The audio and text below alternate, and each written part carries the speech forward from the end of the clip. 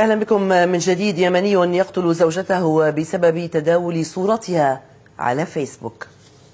في حادث مستغرب شهدته الجمهورية اليمنية، أقدم رجل يمني على طعن زوجته، والسبب انتشار صورها الشخصية على مواقع التواصل الاجتماعي فيسبوك. وإذا كانت هذه الفعلة تصنف خطيئة مميتة في اليمن ذي الطبيعة القبلية، فإن الحقيقة هي أن الفتاة المدعوة سلمى الخولأني لم تكن هي من نشرت صورها بإرادتها على مواقع التواصل، بل إن شخصا آخر أنشأ حسابا باسمها وعرض صورها، لا سيما أن الفتاة كانت تتمتع بجمال لافت.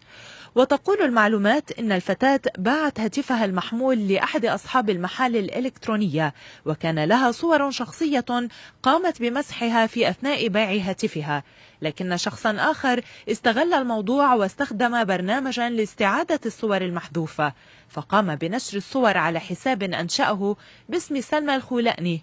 وبما أن جمال سلمى كان ساحرا، فقد أصبح رمزا للجمال اليمني، لاسيما بعدما حصدت صفحتها على الفيسبوك آلاف المعجبات. الحظ السيء للفتاة جعل زوجها يفاجأ ذات مرة في أثناء دخوله أحد المقاهي برؤية صور زوجته على حساب أحد الأشخاص، ما أدى إلى الدخول معه في مناوشات، فأصر صاحب الحساب على أن الصور تعود إلى حبيبته وتربطه علاقة قوية بها ويطالبه بتطليقها.